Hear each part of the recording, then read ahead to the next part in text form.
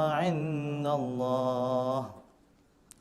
يا فاطمة الزهراء يا بنت محمد يا قرة عين الرسول يا سيدتنا ومولاتنا إنا توجهنا واستشفعنا وتوسلنا بك إلى الله وقدمناك بين يدي حاجاتنا يا وجيهة عند الله اشفعي لنا عند الله. يا أبا محمد يا حسن بن علي أيها المجتبى يا ابن رسول الله يا حجة الله على خلقه يا سيدنا ومولانا إنا توجهنا واستشفعنا وتوسلنا بك إلى الله وقدمناك بين يدي حاجاتنا يا وجيها اشفع لنا عند الله. يا أبا عبد الله يا حسين بن علي أيها الشهيد يا ابن رسول الله يا حجة الله على خلقه يا سيدنا ومولانا إنا توجهنا واستشفعنا وتوسلنا بك إلى الله وقدمناك بين يدي حاجاتنا يا وجيها عند الله اشفع لنا عند الله. يا أبا الحسن يا علي بن الحسين يا زين العابدين يا ابن رسول الله يا حجة الله على خلقه يا سيدنا ومولانا إنا توجهنا واستشفعنا وتوسلنا بك إلى الله وقدمناك بين يدي حاجاتنا يا وجيها عند الله اشفع لنا عند الله.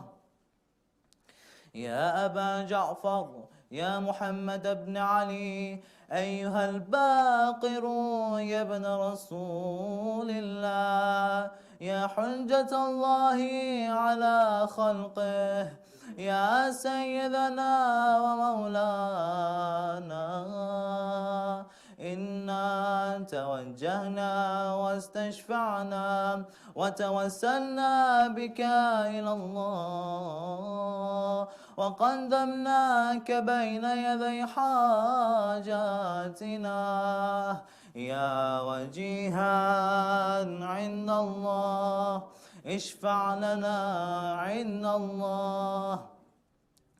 يا أبا عبد الله يا جعفر بن محمد أيها الصادق يا ابن رسول الله يا حجة الله على خلقه يا سيدنا ومولانا إنا توجهنا واستشفعنا وتوسلنا بك إلى الله وقدمناك بين يدي حاجاتنا يا وجيها عند الله اشفع لنا عند الله. يا أبا الحسن يا موسى بن جعفر أيها الكاظم يا ابن رسول الله يا حجة الله على خلقه يا سيدنا ومولانا إنا توجهنا واستشفعنا وتوسلنا بك إلى الله وقدمناك بين يدي حاجاتنا يا وجيها عند الله لنا عند الله.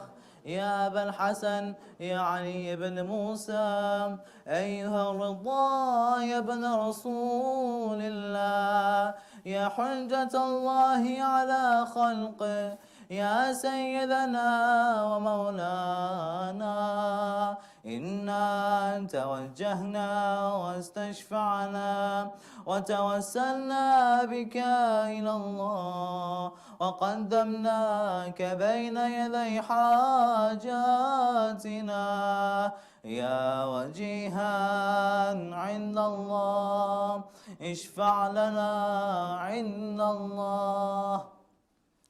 يا أبا جعفر يا محمد بن علي أيها التقي الجواد يا ابن رسول الله يا حجة الله على خلقه يا سيدنا ومولانا إنا توجهنا واستشفعنا وتوسلنا بك إلى الله وقدمناك بين يدي حاجاتنا يا وجيها عند الله اشفع لنا عند الله.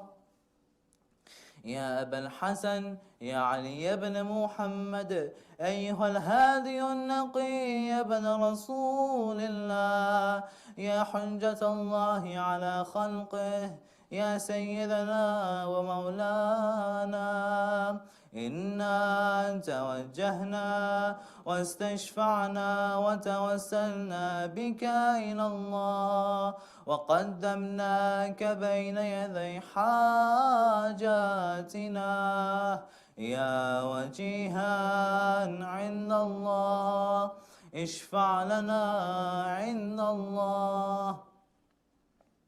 يا أبا محمد يا حسن بن علي أيها الزكي العسكري يا ابن رسول الله يا حجة الله على خلقه يا سيدنا ومولانا إنا توجهنا واستشفعنا وتوسلنا بك إلى الله وقدمناك بين يدي حاجاتنا يا وجيها عند الله اشفع لنا عند الله يا وجيها عند الله اشفع لنا عند الله يا وسي الحسن والخلف الحجة أيها القائم والمنتظر المهدي يا ابن رسول الله يا حجة الله على خلقه يا سيدنا ومولانا إنا توجهنا واستشفعنا وتوسلنا بك إلى الله وقدمناك بين يدي حاجاتنا يا وجيها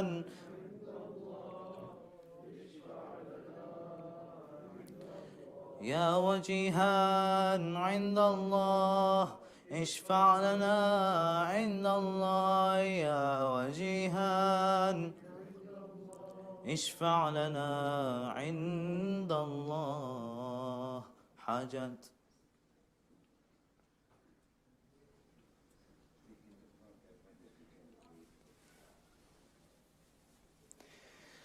يا سادتي ومواليه إني توجهت بكم أئمتي وعدتي اليوم فقري وحاجتي إلى الله وتوسلت بكم إلى الله واستشفعت بكم إلى الله فاشفعوا لي عند الله واستنقذوني من ذنوبي عند الله فإنكم وسيلتي إلى الله ومحبكم وبقربكم أرجو نجاة من الله فكونوا عند الله رجائي يا سادتي يا أولياء الله صلى الله عليهم أجمعين ولعن الله أعداء الله ظالميهم من الأولين والآخرين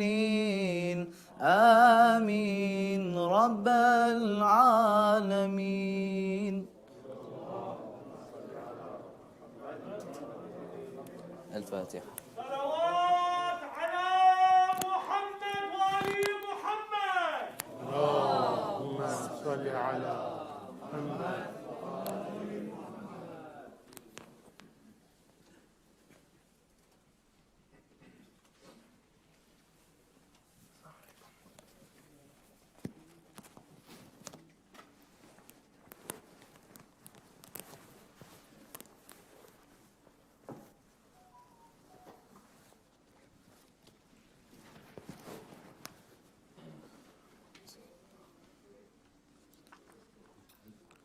حديث الكساء. اللهم صل على محمد وآل محمد. اللهم صل على محمد وآل محمد. اللهم صل على محمد وآل محمد. بسم الله الرحمن الرحيم.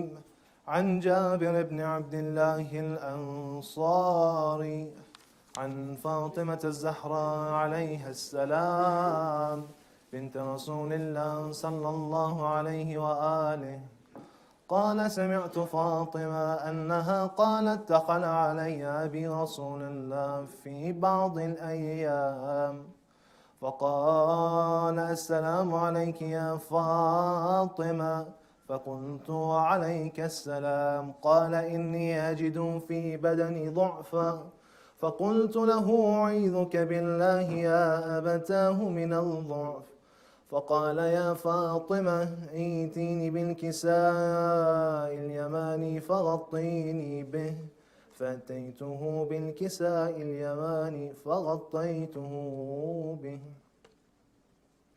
وصرت أنظر إليه وإذا وجهه يتلألأ كأنه البدر في ليلة تمامه وكماله.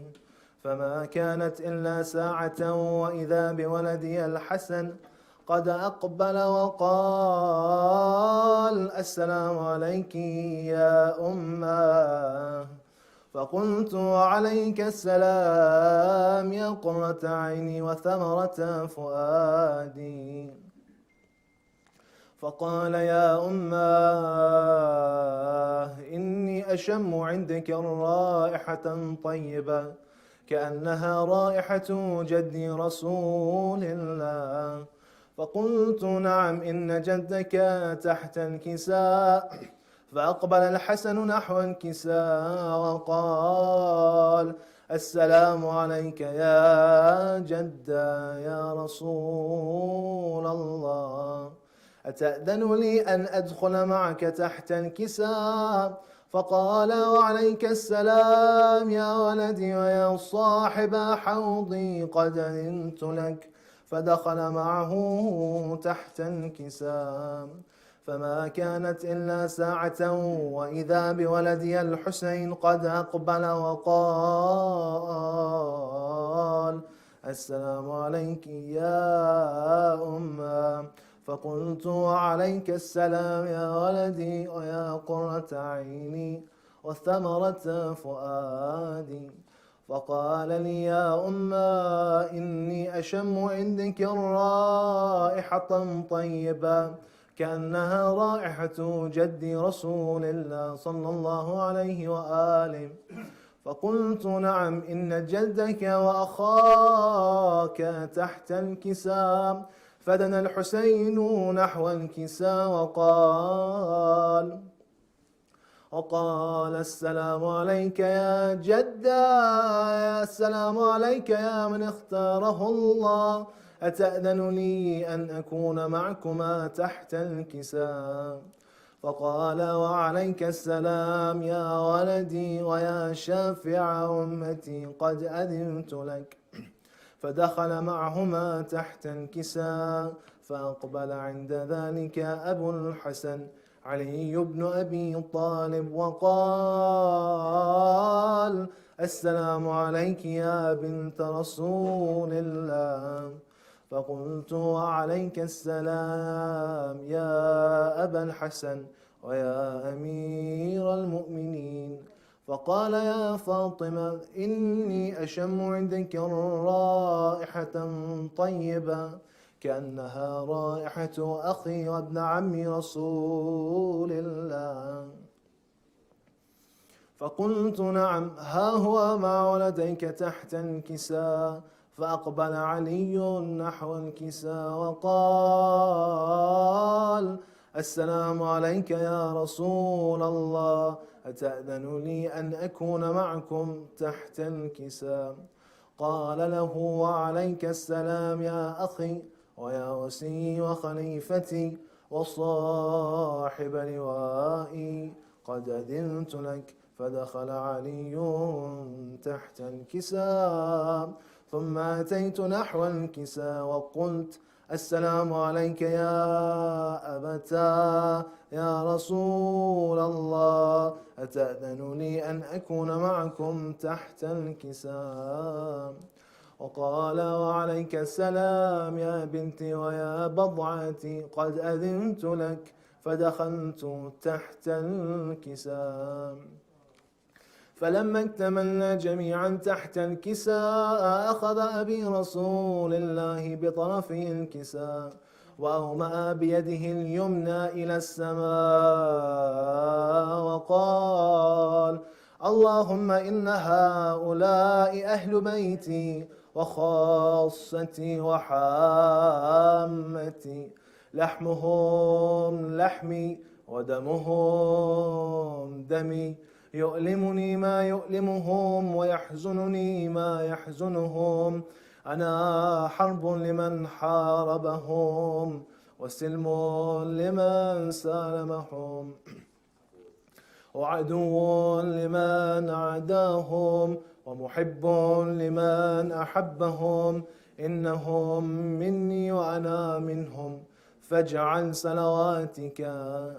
فاجعل صلواتك وبركاتك ورحمتك وغفرانك ورضوانك علي وعليهم، وأذهب عنهم الرجس وطهرهم تطهيرا.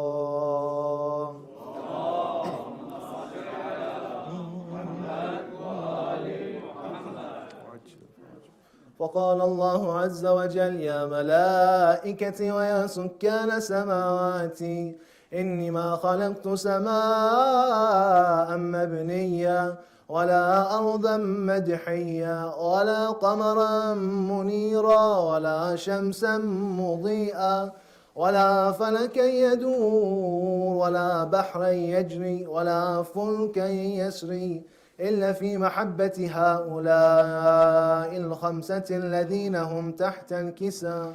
فقال الأمين جبرائيل: يا رب، ومن تحت الكساء؟ فقال عز وجل: هم أهل بيت النبوة ومعدن الرسالة، هم فاطمة وأبوها وبعلها وبنوها. اللهم صل على محمد وآل محمد. فقال جبرائيل: يا رب، أتأذن لي أن أحبط إلى الأرض لأكون معهم سادسا؟ فقال الله: نعم، قد أذنت لك. فهبط الأمين جبرائيل وقال: السلام عليك يا رسول الله. الأعلي الأعلى يقرئك السلام ويخصك بالتحية والإكرام ويقول لك: عزتي وجلالي، إني ما خلقت سماء مبنية ولا أرضا مدحية ولا قمرا منيرا ولا شمسا مضيئا ولا فلكا يدور ولا بحرا يجري ولا فلكا يسري إلا لأجلكم ومحبتكم، وقد أذن لي أن أدخل معكم، فهل تأذن لي يا رسول الله؟ فقال رسول الله عليك السلام: يا أمين وحي الله، إنه نعم، قد أذنت لك. فدخل جبرائيل معنا تحت الكساء. فقال لأبي: إن الله قد أوحى إليكم يقول: إنما يريد الله ليذهب عنكم الرجس أهل البيت ويطهركم تطهيرا.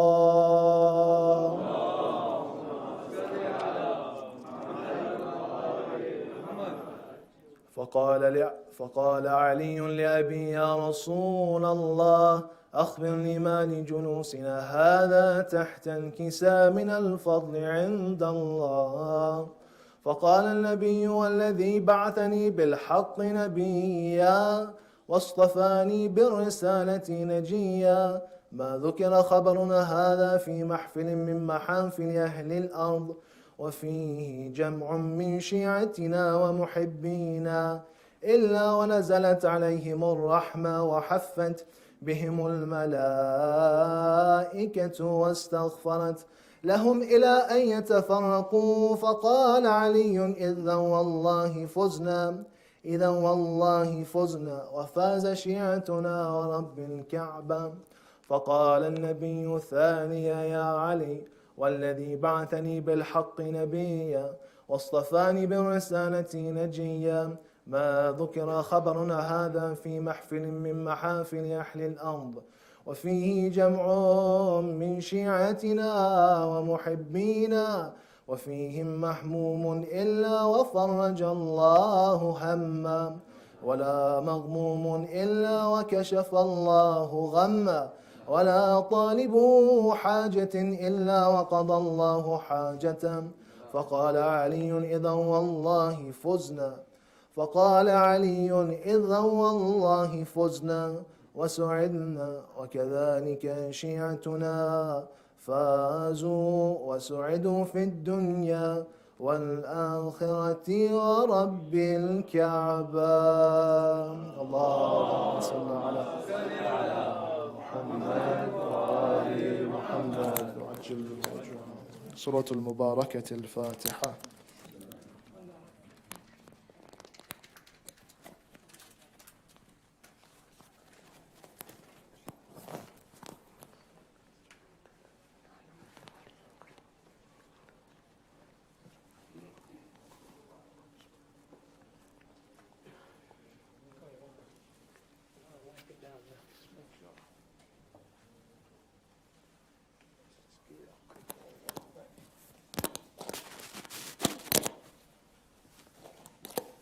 Thank you.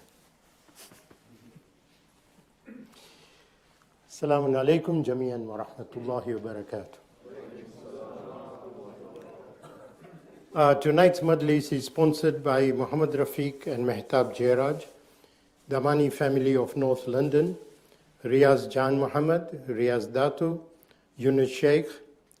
Please recite Surah Fatiha for the marhumin, including marhumin of Ali Muhammad Jairaj, marhumin of Ghulam Hussain Mauladina, marhumin of Abdul Hussein Muhammad Ali Rashid, marhumin of Manji Pirbai, marhumin of Zishan Hussain Shivji, Rajbali Remtullah Damani, Kulsumbai Rajbali Remtullah, Parin Banu Damani, Alauddin Velsi, Anwar Ali Rajbali Khimji, Sugrabai Anwar Ali Khimji, marhumin of Remtullah, Damani, Khimji, Dharamsi and Jessa families, Ghulam Ali Jan Muhammad Asarya, Muhammad Ali Jan Muhammad Asarya, Ali Hussain Jan Muhammad Asarya, Pyar Ali Jadavji Danji, Nazim Ara Jafar, Sultan Bai Datu, Marzia Bai Datu, marhumin of G.A. Datu family, marhumin of H.K. Jafar family,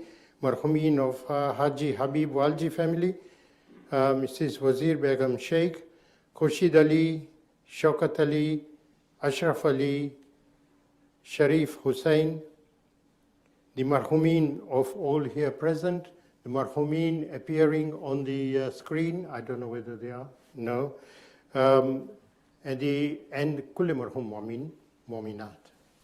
Bismillah.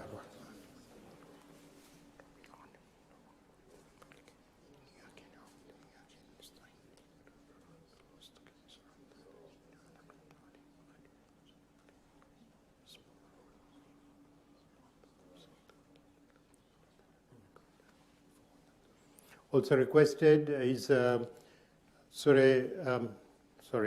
Shifa for all those mu'minin, mu'minat who are either unwell or suffering tonight, wherever they are in the world, for the sake of Imam Hussain alayhi salam. Bismillah ar-Rahman ar-Rahim. Amman yujibul mutarra iza da'ahu wa yakshifu as-su'. عمن يجيب المضطر إذا دعاه ويكشف السوء أمن يجيب المضطر إذا دعاه ويكشف السوء أمن يجيب المضطر إذا دعاه ويكشف السوء أمن يجيب المضطر إذا دعاه ويكشف السوء. يا الله. We are delighted to announce the engagement of Aqil, son of Muhammad Rafiq and Mehtab Jairaj, and Fatima Zehra, daughter of marhum Zishan Hussain and Salma Shivji. Kindly remember them in your prayers. Just two house rules. Please, when you come here, and obviously you've already tasted one of them, which is when you come in, you won't be able to keep your shoes out there. You put your shoes in a bag and bring them in with you. Number two, that park your cars sensibly so that they are, they're not actually awkwardly parked for others not being able to park. Number three, for those of you who are smokers, you can smoke outside in the car park, but there is a bin provided for your stubs. So please don't throw them on the car park there. We've just decided that it will be 25 lashes in public. So, yeah.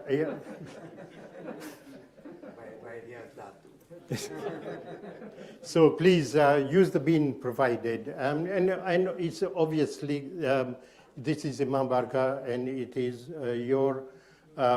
please keep the place clean. Okay, and donation, most important, donation. Either you can put cash in that box, or there's a card, or you could go on Hyderi website yes, and donate. Press the donate button and you can do that. So donation is a must, please, all right? So everyone who can, please do donate. Thank you, Jazakallah. Continue. He always forgets donation. I have to remember. It's on my head. It's there, and you forget it. You worry about the smoking and the lashes. Oh, well, now you have heard it. Donations, please. We'll now invite Sayyid Dr. Sayyid Aman Ashwani with a loud salawat.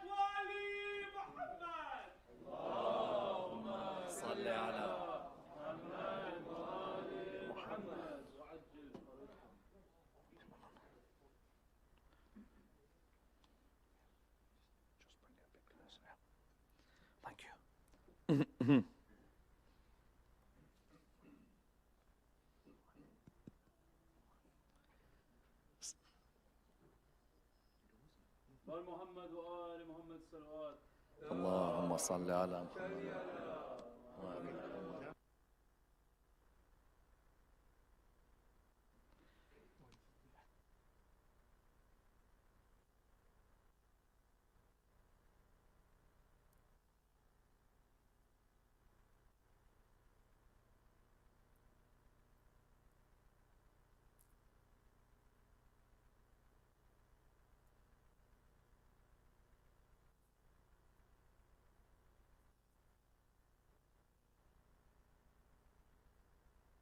Coming through. Haji Ali, one more of your salawats, if you don't mind. Get the mood going, please. Ali Borji, go ahead.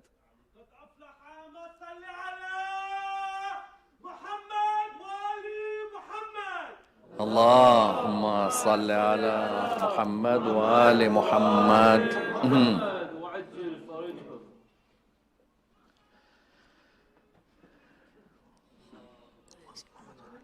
Just switch it off if you don't mind. Before I begin,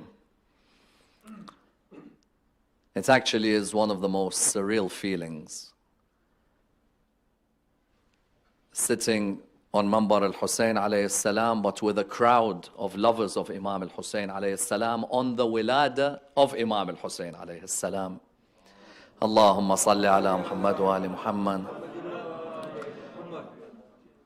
It's surreal because I don't think I've sat in front of a crowd in a majlis for a while. And that brings me on to the first mention of what should be many mentions. But the last time I sat on the Mambar with a crowd was when we remembered Al-Hajj Aqil, Nur Ali, may Allah bless his soul, who was one of the people who ran around and worked his socks off for us to have this place to use today.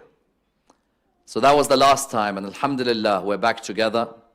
And we know very well that nothing will ever stop Majalis Al-Hussein alayhi salam. And testimony to those who established Majalis Al-Hussein alayhi salam for many years in this part of London, who are not with us.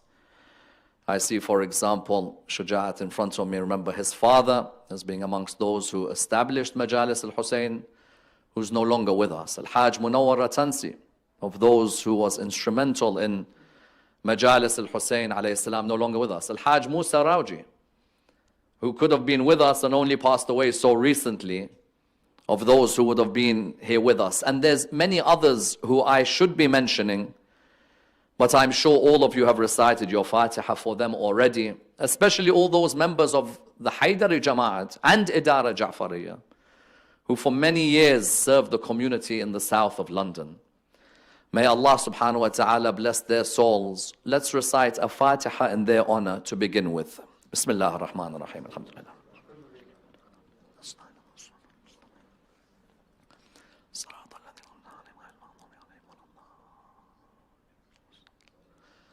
A second mention I'd like to go ahead with before the majlis begins is of those who've worked tirelessly behind the scenes so that we could be here today. I know Dr. Dawji would want me to mention him without a doubt. I know you would, I have absolutely no doubt. Dr. Dawji behind the scenes with the management committee, Al-Hajj Riyadh Datu as well, and his son, Al-Hajj Habib, Al-Hajj Abbas. All of them have worked tirelessly. I should mention the Mollu family because I don't think there is a member of their family who hasn't run around one place or the other working so tirelessly to ensure that we're comfortable today. I don't know if many of you realize, but this could be one of the few times if you go down on sujood and these carpets, you won't smell socks with curry, for example. They actually got washed, and it really is a pleasure today when praying Salat al-Maghrib here to actually smell something that had been washed so well. And that was something that's been done in the last couple of days, by the way. They were here until 11 p.m. last night, yesterday, and as well this afternoon. And I think that mention is a mention that is very much deserved. So behind the scenes there are those, and of course I look at Al-Hajj Hussain Kaki, who's been working with me recording majalis alone, and sometimes we have a crowd of, alhamdulillah, 2 people, because either we've had Al-Hajj Asghar Mollu turn up, or we've had Al-Hajj Abbas Panjawani, and we hope that maybe the 12th might have joined in. You never know. For it's the reason that we do these majalis, and the hope that the 12th of Al-Muhammad and his grandmother are present in our majalis. And that all the time that we may not have had a crowd, there's still that metaphysical part of our belief system where maybe Allah subhanahu wa ta'ala allowed some angels to come join us as well. And you know very well that those who have passed away from the marhumeen are able to return back to visit their family members. And you never know, maybe they came to see a few of their family members in Majlis Al-Hussein tonight. So we remember all of them, and we acknowledge all of them, and we acknowledge all the listeners online. There are many who have donated to Hyderi Jama'at who are not members of the Jama'at. And that is something that shouldn't be forgotten in the future. Sometimes people imagine when they have their own Jama'at, it means it's only the members of that Jama'at who have contributed. Whereas we have seen millions, and Doctor can vouch for this as well, that has come from the listeners online, from far and wide. And those listeners online, I think, deserve a lot of praise because they follow us Thursday nights, Wiladats, Shahadats. We missed Majlis Al-Hussein alayhi salam, and we still had crowds. A lot of these people are not even used to having Majalis Al-Hussein. They normally have to watch it on the internet in a remote city simply because they've taken a work placement somewhere. And so those people should never be forgotten. They are the lovers of Imam Al-Hussein as well, and they are the ones who've helped contribute as well. And that will be the last of the mentions, inshallah. Sallu ala Muhammad wa ali Muhammad.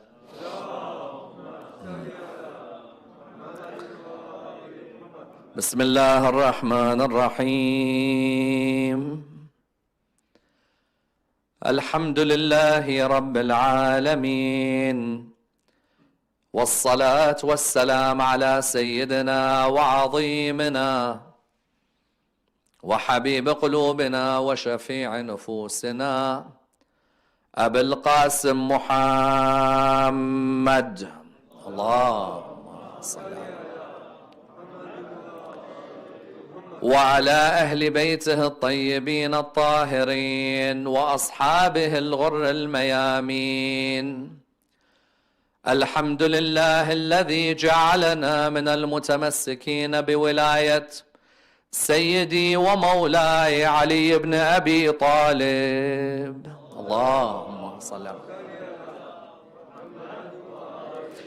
الحمد لله الذي هدانا لهذا وما كنا لنهتدي لولا أن هدانا الله أما بعد قال رسول الله صلى الله عليه وآله وسلم إن الحسين مصباح الهدى وسفينة النجاة.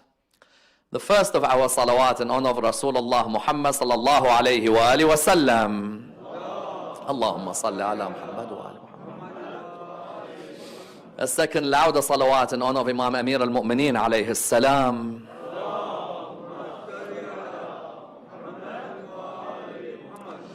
A third with your loudest voices in honor of the Imam of our time, Imam Sahib al-Asri wal-Zaman. Allahumma salli ala Muhammad wa ali Muhammad. Respected brothers and sisters, Assalamu alaikum wa rahmatullah wa barakatuh.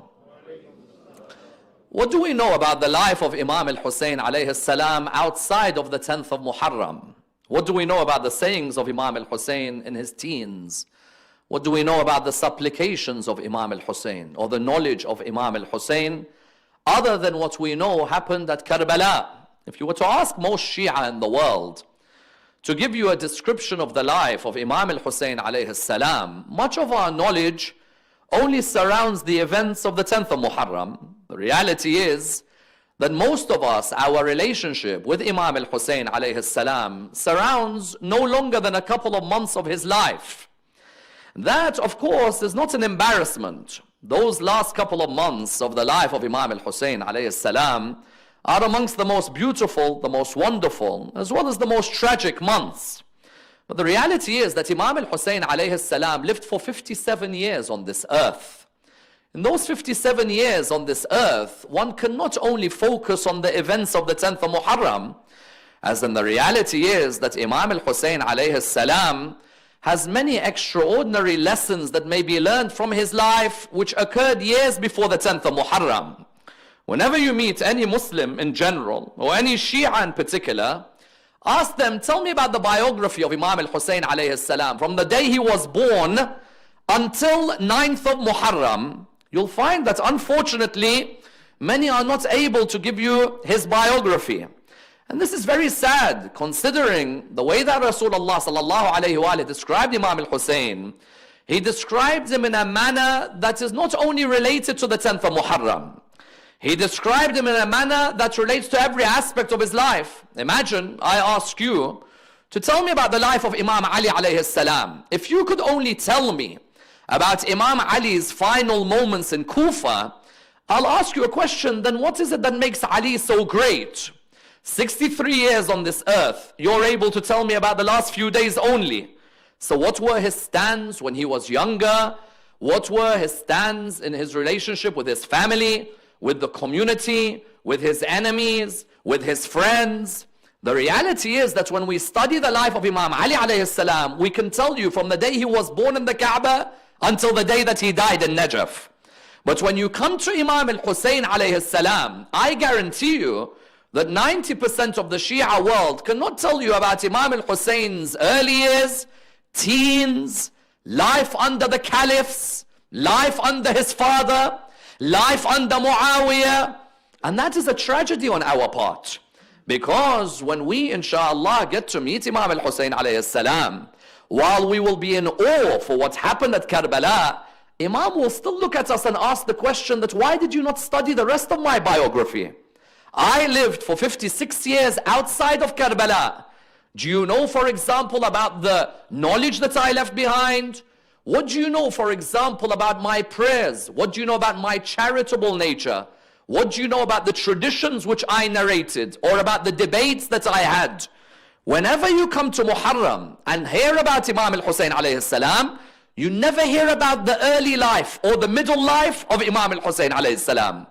All you hear about, and when I say all, I don't mean it in any simple way, because the reality is Karbala was the icing on the cake of a wonderful 57 years on this earth.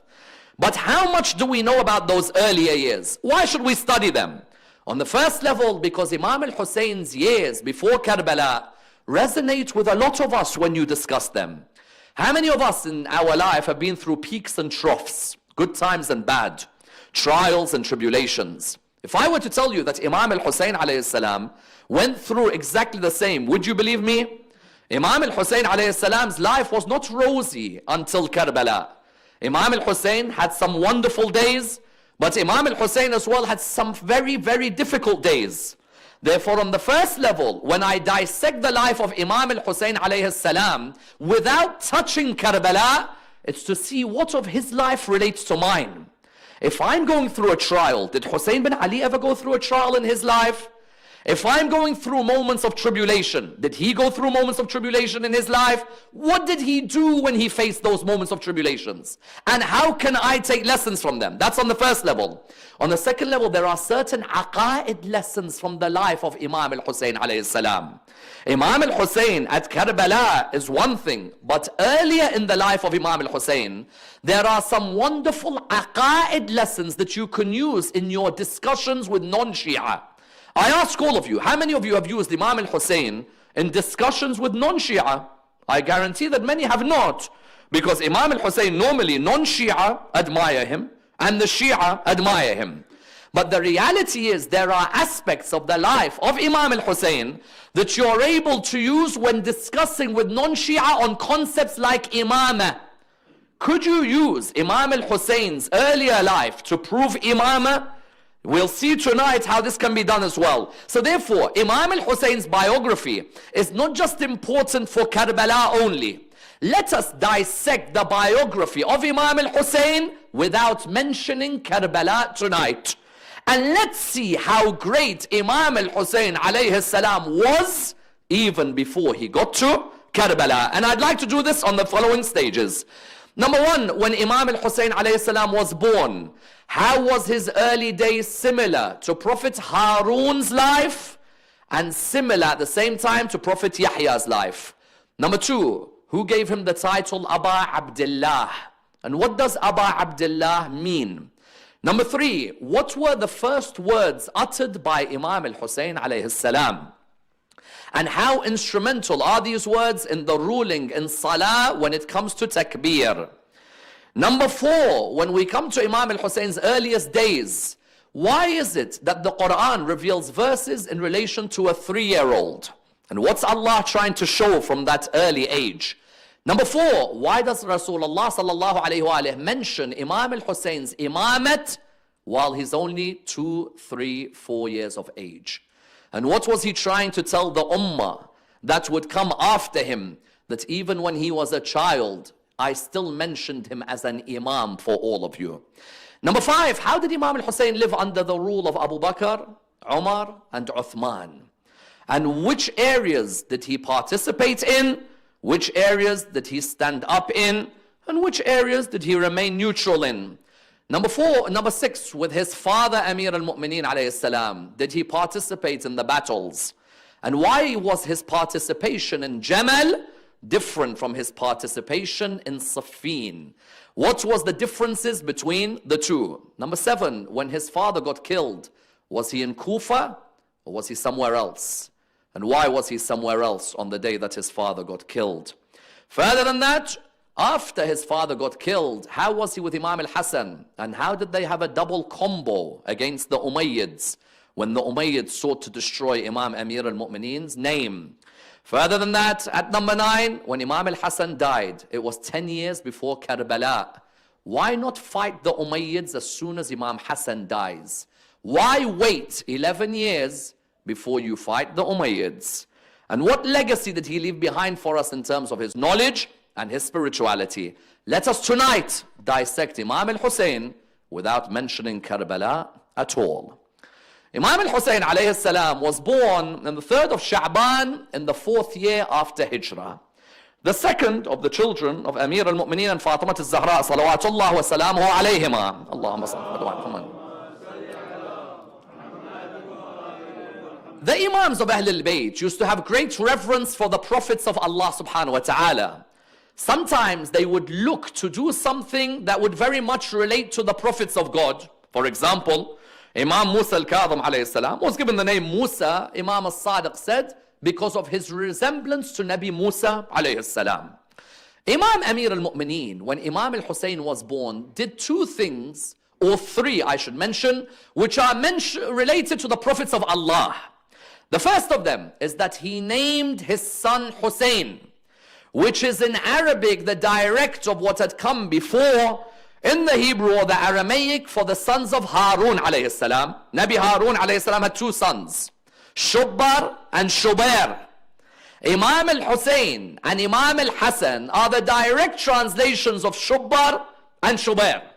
In the same way that Nabi Harun had two sons, Shubbar and Shubair, you found that Imam Ali named his two sons Hassan and Hussein.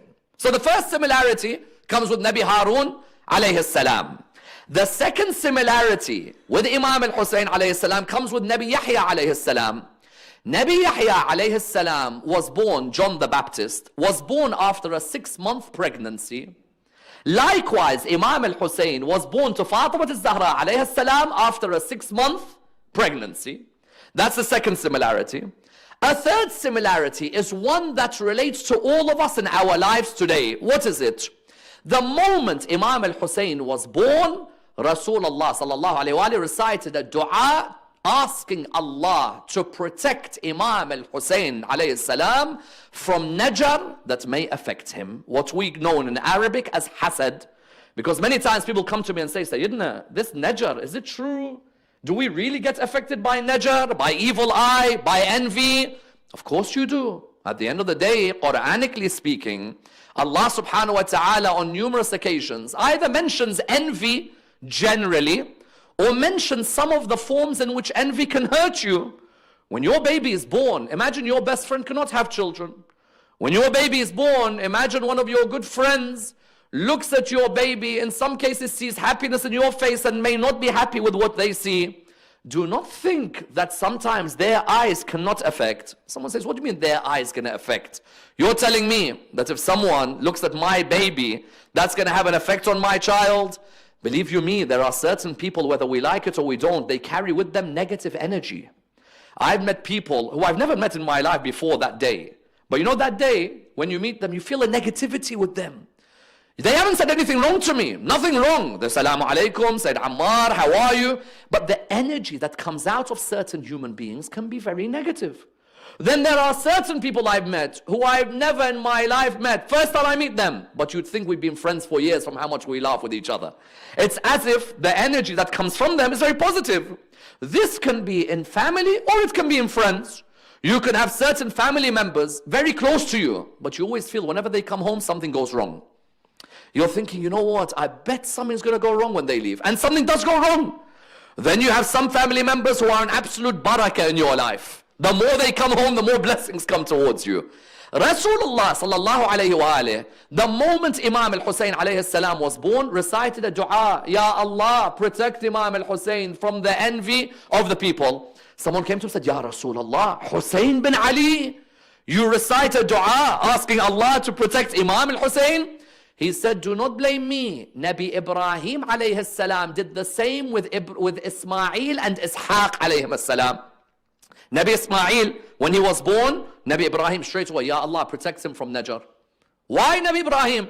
Why Allah will just protect? No, we have a responsibility. If I have a dua and that supplication is in my house, Imam says that dua is the weapon of the believer. If I'm just going to have a dua sitting on my shelf, then I'm not employing the weapons against the enemy that may attack. Nabi Ibrahim alayhi salam, when Ismail and Ishaq were born, straight away recited a dua, Ya Allah, protect them. And the same thing should be done with our children. You see, the lives of Ahlul Bayt, salawatullah wa salamu alayhim, is not just for us to see as a tragedy or something that hurts. Each thing they do has got a mystical element to it. Everything they do is a lesson for us. When your child is born, even sending their pictures everywhere, posting their photos everywhere on social media, sit back a little bit. Not everybody who watches your social media is necessarily someone who likes you. Ask those who know. Sometimes when a person looks at your social media, it's because they want to see what success are you achieving, what happiness are you achieving, what's going on in your life, why is it not happening in my life? When now today you have a baby, yes, there are certain people in your family you share it with. Even when you're sharing it, Ya Allah, protect us from the najar of anyone. قُلْ أَعُوذُ بِرَبِّ النَّاسِ قُلْ أَعُوذُ بِرَبِّ الْفَلَقِ. Even if you have to pay sadaqah, Pay sadaqah straight away, because that evil eye can be devastating. Otherwise, why would Rasulullah do it? Rasulullah could easily say, Ya Allah, protect Imam al-Hussein. No, he was making a lesson, a point for us. The moment that baby comes in the house, recite that dua. And those of you who want that dua, please message me afterwards or contact me afterwards, or I will pass it to doctor. We'll pass it around the community, inshallah. That dua, give it to any mother who's expecting. Say to her, the moment that you give birth, let's recite this dua like Rasulullah sallallahu alayhi wa alayhi recited for who? Recited for Imam al-Hussein alayhi salam. Therefore, Imam al-Hussein, the name similar to Nabi Harun alayhi salam, born after a 6-month pregnancy. Dua, the moment that he was born, you found from the moment that time he was born, Rasulullah gave him a title. What was it? Because Rasulullah, when Imam al-Hussein was born, it was mixed emotions for him. On the one hand, there were tears trickling because of what he knew of what would come in the future. Father Christopher Clohessy, his 3rd book is coming out very soon. And I've already discussed with Doctor that we have a discussion on it. It's about the dreams that happened about Karbala years before Karbala. The dreams that happened for Rasulullah sallallahu alayhi wa alayhi and Bibi Salama and others who dreamt about Karbala or dreamt about what would take place. Rasulullah sallallahu alayhi wa alayhi had a number of them. Father Clohessy, after he wrote his book on Bibi Fatima, wrote his book on Bibi Zainab, his 3rd book is just the dreams that talk about Karbala. Rasulullah sallallahu alayhi wa alayhi, when Imam Hussein was born, there was mixed emotions. On the one hand, he was crying. On the other hand, with Imam al-Hussein, there was a pleasure that Imam would be in people's life. Straight away he said, this one, he is to be called what? Aba Abdullah. Aba Abdullah was a title given to Imam al-Hussein alayhi salam in his childhood. Firstly, did Imam al-Hussein have a son called Abdullah? Yes. You know, in the Iraqi or in the Arab community generally, the 6-month-old baby for us, we call him Abdullah. Abdullah al-Radi'. In the Indo-Pak subcontinent, the people will say Ali Asghar. Imam al-Hussein alayhi salam had an Ali Asghar and he had an Abdullah.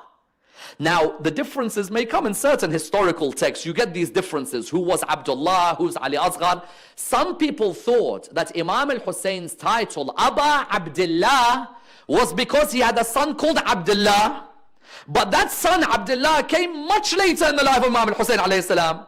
Aba Abdullah reports, tell us, relates to what? He is the father of all the servants of Allah subhanahu wa ta'ala. That if you want to know what this young man is, this man will achieve a position where all the servants of Allah will one day look at him as a father figure. I ask all of you here today, you could have got seats for any event, but when you got a seat in honor of a person you see as your father, you come rushing to it, didn't you? All of us like to see ourselves as ibadillah, the servants of Allah, and we owe it to a man because of his stand, because of his principles. Therefore, Rasulullah sallallahu alayhi wa alayhi straight away said, this man's title, this young boy's title is what? His title is Aba Abdullah. For anyone who reaches the state of being a servant of Allah, the father figure spiritually for them is Hussein bin Ali. And without a doubt, you'll find ulama, how many of our great maraja, they'll say to you, that whatever we do in our life, a lot of the blessings from Allah was because of our love for Hussein bin Ali. I remember Allama Tabatabai, when he used to talk about Tafsir al-Mizan, the famous tafsir, 364 days of the year, he would spend writing the tafsir of al-Mizan, of the Quran, except the 10th of Muharram. He'd say that day is only for one man. You put the pen down, and that day you remember that one man. So you found that Rasulullah called him Aba Abdullah. And Rasulullah sallallahu alayhi wa alayhi, whenever he'd go to the mosque to pray, he would take his grandson Hussein with him. This is a huge point. Why? Because we're falling into a community now, a generation now, where lots of people are leaving the kids at home because school is early the next day. I don't know if you've noticed, but there's a lot of parents who now will say, listen, bro, I can't come to the majlis. Why? Well, if you can make it earlier, if you can make it earlier, then I'll come. But otherwise, the kids got to wake up early. I tell you, my generation who are sitting here, there's a lot of us who stayed at mosque late and still managed to do all right at school, college, and uni. And I think those of you in my generation can vouch for that. I know that everyone wants their kids to be at Oxbridge. Believe you me, you can still get there even by staying late. I know there are people who want their kids to be at Harvard. May Allah bless you and bless Harvard, inshaAllah. You can still get there by being late from Majlis Al-Hussein. Do not worry. Majlis Al-Hussein alayhi salam is not going to destroy your kids. On the contrary, maybe being away from Majlis Al-Hussein might affect them in Freshers Week. What you have is that Majlis Al-Hussein alayhi salam, Rasulullah, from a young age, he would take Imam Al-Hussein with him. Imam Al-Hussein's first words that he uttered were behind Rasulullah sallallahu alayhi wa alihi while Rasulullah was praying Salat Al-Jama'ah. Someone says, hold on a minute. How could Imam Al-Hussein pray Salat Al-Jama'ah when he's a kid? He wasn't praying Salat Al-Jama'ah. The Prophet would just leave him there. You know, sometimes you may be praying and you let the baby crawl in their area. The Holy Prophet would always want to set an example. Don't leave the kids at home and you're at mosque. Why? Because the kids, you know, no, the kids have to love the environment of mosque. We went to Majalis Al-Hussein when we were younger. I tell you, we didn't understand a word. And the first person is the one sitting here on Mambar. I could listen to Arabic Majalis. I don't know what the Maulana was on about, in all honesty. Didn't have a clue. But I'll tell you what, I had a love for the mosque, a love for my community, a love for my friends at the mosque. Rasulullah sallallahu alayhi wa sallam could have easily come to Imam Al-Hussein and said, listen, stay with your mother, Bibi Fatima. Your mother, she has to look after you. She has to tell you 1 + 1 is 2. And there's a couple of other games you have to learn, and psychologically and sensory perception, and make sure, wallah, you're destroying the children. You're not bringing up kids anymore. You're bringing up robots. It's not kids, it's robots now. Because now it's all about how can we compete with everybody. That child's mind's going to die. Let the child grow, develop naturally. Let them get the highest grades. But remember, your Prophet did not say to Fatima, Fatima, can I take him? And Fatima turns around and says, no, you can't. I don't let anyone else. Because now you have mothers, wallah, so clingy. Relax. Wallah, relax.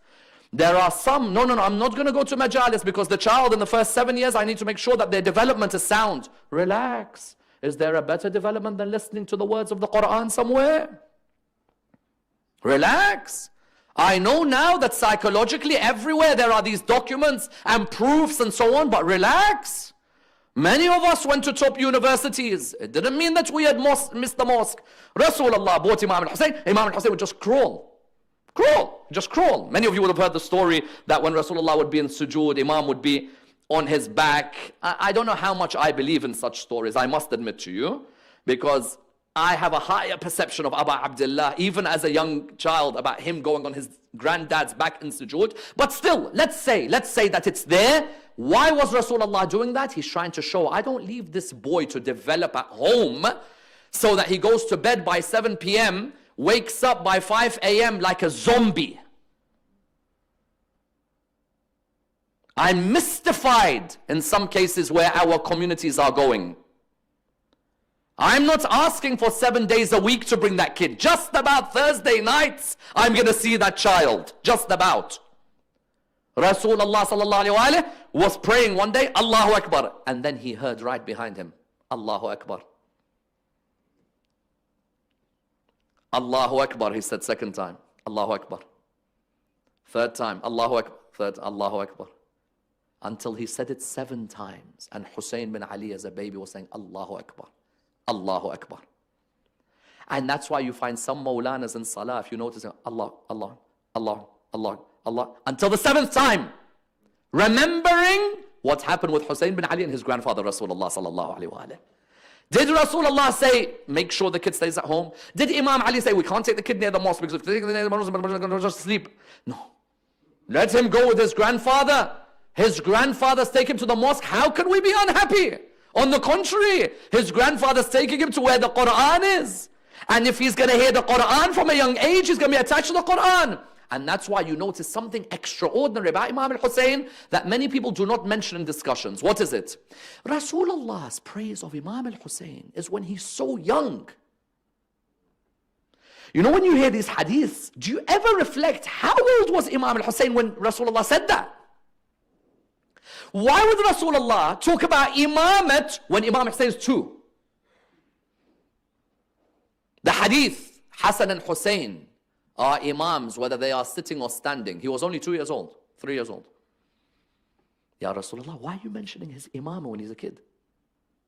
Why?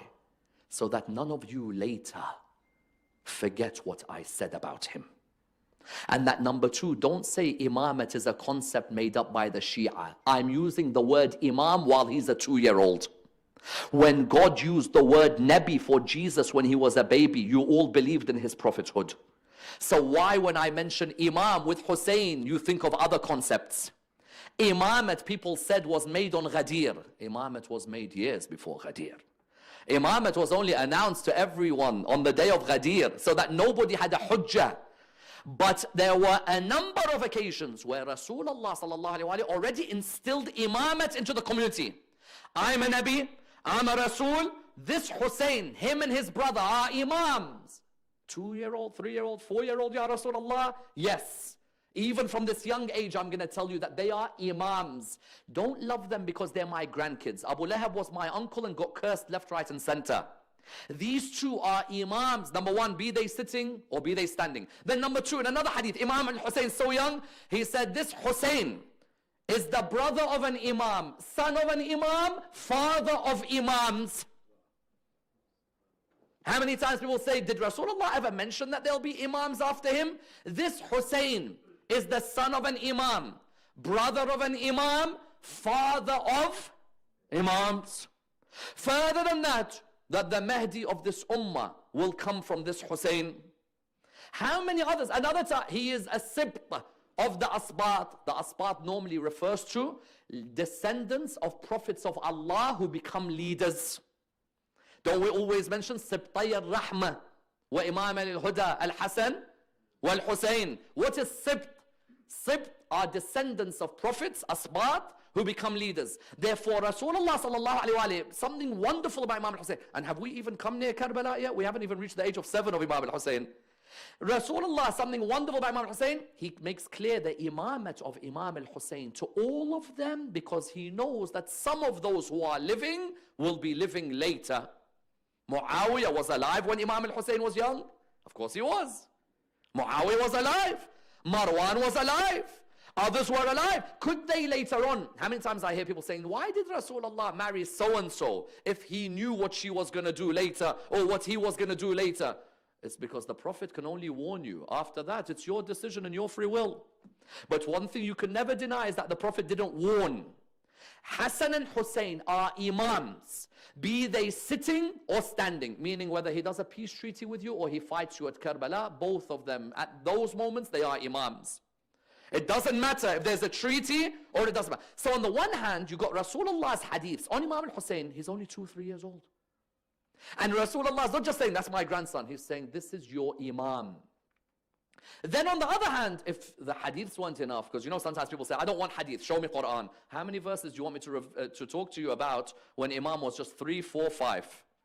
We heard Hadith al-Kisa earlier. I ask you, Hadith al-Kisa, how old was Imam al-Hussein when it was revealed? I guarantee you he's not older than 3.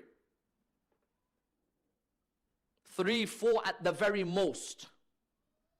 And he's already talking proficiently. There are certain 3-year-olds. I've seen certain geniuses. But there are certain 3-year-olds, 4-year-olds, they're already making sentences. How about the son of Ali and Fatima? And the Quran would reveal in his honor, إِنَّمَا يُرِيدُ اللَّهُ لِيُذْهِبَ عَنْكُمُ الرِّجْسَ أَهْلَ الْبَيْتِ وَيُطَهِّرَكُمْ تَطْهِيرًا. Allah. Another verse, when he's only 5. Mubahala. Is there any more evidence that one needs that Hussein bin Ali is in a different league to everybody around him? Any more evidence? When the event of Mubahala happened, would you take a 5-year-old? I ask the head of our Jama'at, I ask anybody else involved, if we've got to meet in interfaith dialogue, another religion, would we take the kids? Who would I take? I would take the elders of this community, and the people of wisdom. That's who we would take. Rasulullah sallallahu alayhi wa sallam, on the day of Mubahala, you're going to meet the Christians of Najran. You're going to meet the popes. We just saw Ayatollah Sistani meeting the Pope. I ask you one question. Ayatollah Sistani would have had a 5-year-old sitting there? Wallah, probably he wouldn't even put the 55-year-old sitting there. Ayatollah Sistani, when he met the Pope, was there a 5-year-old sitting there? Or Ayatollah Sistani put the 5-year-old in front of the Pope and said to him, listen, have a discussion. Many forget at Mubahala, Hussein bin Ali was 5. Hassan bin Ali was 6. Their mother was 16. They go to the event of Mubahala, all of them together. When they go there, the Quran ordered Rasulullah to take them, not Rasulullah took them. It meant the heavens were the ones who wanted Hussein at the front. Because the heavens said, Bismillah ar-Rahman ar-Rahim, فَمَنْ حَاجَّكَ فِيهِ مِنْ بَعْدِ مَا جَاءَكَ مِنَ الْعِلْمِ فَقُلْ تَعَالَوْا نَدْعُوا أَبْنَاءَنَا وأبناءكم ونساءنا ونساءكم وأنفسنا وأنفسكم ثم نبتهل فنجعل لعنة الله على الكاذبين. Hussein bin Ali was how old? When the Quran said, tell them you bring your sons, we'll bring our sons. Allah was saying that this grandson, no, because I know many non-Shia, how do they love Imam Hussein? You know, we love him because he's the grandson of the Prophet. Baba, take this grandson of the Prophet, throw this away. Abu Lahab was his uncle and he got cursed. It's not about how you're related. It's about those who are chosen to be what? To be the lights of guidance and the ark of salvation. Rasulullah sallallahu alayhi wa sallam, before he died, what did he say? Inna al-Hussein. Verily Hussein, misbah al-huda, is the light of guidance, wa safinatun najat, and the ark of salvation. How old was Rasulullah sallallahu Imam al-Hussein when his grandfather died? Not older than 7. And already the Prophet is saying, Innal Hussein. This Hussein is the light of guidance and the ark of salvation. How many arks are mentioned in the Quran? Noah's ark. Did not the Prophet say, my family is like the ark of Noah? Whoever boards with them is saved. Whoever leaves them is drowned and perished. Therefore, Rasulullah sallallahu alaihi wasallam, how many times, number of occasions I've found in hadith literature where he's like, this Hassan and Hussein are Imams sitting standing. They are the masters of the youth of paradise. They are the sibt from the Asbat. They are Imams. They are fathers of Imams. They are brothers of... I ask you a question. How many times did Rasulullah have to tell his ummah? Nobody could come to Rasulullah on the Day of Judgment and say, Ya Rasulullah, you did not tell us. He made it clear, not just that they're my family, no, that this is an Imam. This means someone chosen by Allah subhanahu wa ta'ala. But then the first trial comes in the life of Imam al-Hussein as a 7-year-old. You know, some of us at COVID, we face trials. I see Haji Afzal Somji smiling earlier, but I know how much pain he feels with the loss in his family. And there are others who've lost their fathers, others who've lost their family members. Who do you hold on to but Hussein bin Ali? Imam al-Hussein was an orphan at 7, and many forget this. You think Karbala was his tragedy? A 7-year-old, you see your mom killed in front of you. How do you take that? How do you take that? Tell someone who sits here, who saw their mom and dad die in front of them, ask them, how much pain do you have? How many days of loneliness do you have? How many days where you just sit and stare in the wilderness? And then come to the house of Zainab and Hussein, alayhim as-salam. 7 years old, Abu Abdullah has to mature. And when I use the word mature, by the way, I'm only using it because the English language doesn't really have many other words I can use. Otherwise, I am nothing under the feet of Abu Abdullah and not more. But Abu Abdullah literally, psychologically, has to become a man at the age of 7. Because at the age of 7, he is the elder brother of 2 sisters. How many of us can survive what Hussein bin Ali went through? 7-year-old, he's just lost his mom in front of him. And literally, him and his brother become backbones to their father. Not just backbones in terms of strength, but backbones with their wisdom. Why? Because Imam Ali ibn Abi Talib faces a very difficult situation. You've got a government which is ruling you, which is a government you don't necessarily agree with. But you have an Islam that is expanding and expanding and expanding. You have an Islam where there are many enemies coming in, but you have an Islam where there are Shia of Ali living in different places. When Umar was in power, there's a major question mark that arises. Did Imam al-Hussein fight under Umar ibn al-Khattab? Umar ibn al-Khattab, as we know, had a policy of expansionism. Part of the expansion of Islam can be seen in the Khilafah of the second Khalifa. Therefore, the question arises, did Imam al-Hussein fight under that? I think ulama, in all honesty, in many cases believe he did. Does the question then arise that why would Imam al-Hussein fight under the authority of Umar? When I say, by the way, Umar fighting, Umar ibn al-Khattab in his life as Khalifa never once fought.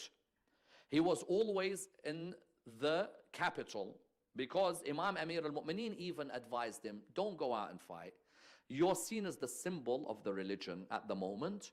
That means, oh Umar, that if you die, then they're going to find a gaping hole in the religion. So whether we like it or we don't, Umar was the symbol, the Khalifa. If he goes to fight somewhere and gets killed, they find that there's a gaping hole. Imam Ali alayhi salam used to advise Umar. Someone says, never would Mawla advise. Mawla doesn't advise because of me and you. He advises to make sure the religion of Allah doesn't die. Amir al-Mu'mineen, when did I doubt his wisdom before for me to doubt his wisdom then? It's like those people who say to me, why did Mawla not help Bibi Fatima? So when did you doubt Mawla before that day for you to doubt him that day? Mawla can do whatever Mawla wants to do. It's not for me. Me, I submit to Mawla. I don't come and ask why and when. Mawla knows his position. Amir al-Mu'mineen alayhi salam, Umar needed advice. He tells him, listen, with the Romans you do this, with the Persians you do this, with the people of Yemen you do this. That's why Umar said, if it wasn't for Ali, I'd be perished. And don't think that Imam al-Hussein remained silent if he saw Umar doing something wrong. Imam al-Hussein saw Umar on the mimbar of Rasulullah sallallahu alayhi wa sallam. He came to him one day, he said, get off the mimbar of my father and go on the mimbar of your father. Umar looked at him, he said, you're right, it's the mimbar of your father, and that my father does not have a mimbar. But who is it that taught you to speak in that way? And Imam al-Hussein said, nobody taught me. I know myself how to speak against people like you. When Imam Hussein said, get off the mimbar of my father, Umar was thinking, mimbar of Rasulullah. Imam al-Hussein meant mimbar of Imam Amir al-Mu'mineen alayhi salam. So Imam al-Hussein was not pacifist with Umar. If he felt something was wrong, like his father Amir al-Mu'mineen, if there was a case of inheritance that went wrong, I've got many examples for those who want. Cases of inheritance going wrong, cases where someone's about to be stoned for adultery, when they're innocent, always Imam Ali would be there and he'd say, stop, don't touch that girl, let me ask her the questions, then we verify.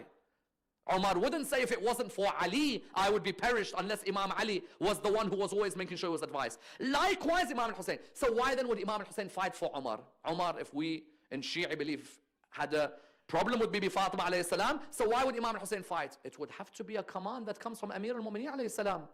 Either Amir al-Mu'mineen believes that in the best interests of the Muslims they are defended, hence why there is the narrations that Imam al-Hussein fought in parts of Africa and parts towards the Persian Empire, or because Imam Amir al-Mu'mineen, according to some opinions, wanted Imam al-Hussein to travel to those lands to check on the Shia of Ali who were living there.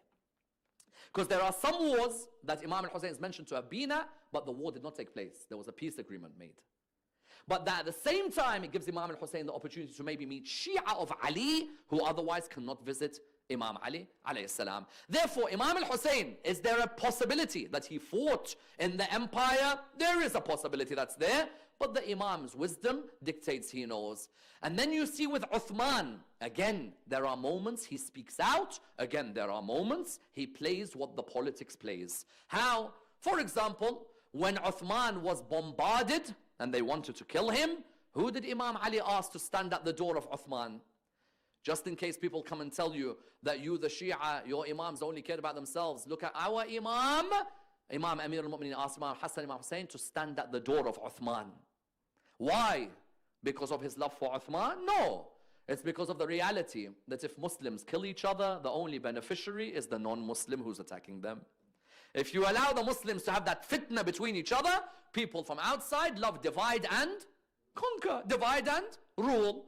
So you had Imam al-Hussein, Imam Ali on the one hand, order. Never do you see Imam al-Hussein turn around to his father or to his brother, because there are some who try and put in the narrations, Imam al-Hussein was never happy with his dad's decisions. Never. That's nonsense. They tried to make it as if Imam al-Hussein had doubts about Amir al-Mu'mineen's decisions. Imam al-Hussein, the moment his father says anything, straight away you would find Imam al-Hussein submits to Amir al-Mu'mineen alayhi salam.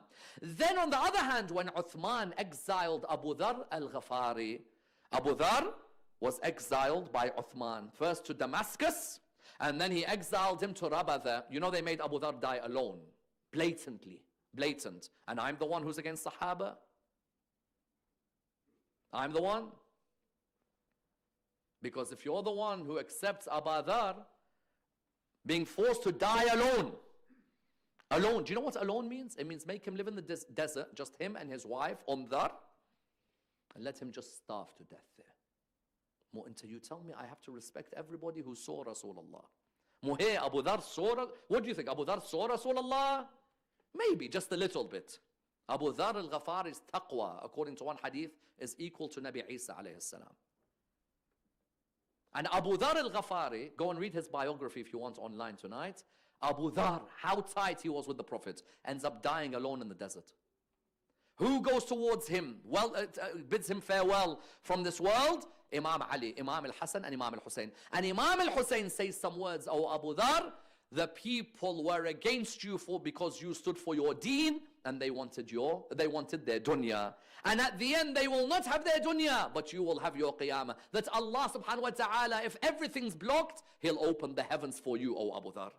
Therefore Imam Al-Hussein knew very well that by doing this, he could bring the irk of the authorities. Doesn't matter. Uthman, you could say what you want. The reality is that we have a loyalty to Abu Dhar. When Uthman dies, Imam Amir al-Mu'mineen assumes power. Again, we are meant to respect Sahaba. Yes, we are. So what happens if you fight a Sahabi? Because the Shia always told you guys have to respect Sahaba. But what happens if you fight Ali? He's not Sahabi? Or it's normal? Or you pick and choose which Sahabi you're allowed to love and which you're not allowed to. Well, the problem is, if we talk like this, so Wallah, I don't know anymore in our communities. Yeah, you don't want to put judgments or anything, but the moment you start talking like this, straight away, sectarian. MI5, CIA, MI6. Wallah, unbelievable. This is history. I won't be the first, nor am I the last. There are many greater Maulanas who've sat on Mimbar who've said these same things and nobody accused them of anything. It's only us guys, when we dissect history, that we're all accused. Look, they fight Ali. Where was Imam Al-Hussein? Battle of Jamal, left wing. That's how we use the phrase left wing, subhanAllah, today for football. In those days in the army, he was on the left wing, Imam Al-Hussein alayhi salam, at the Battle of Jamal. Did Imam Al-Hussein say, Astaghfirullah, sectarianism, I cannot fight the mother and the others.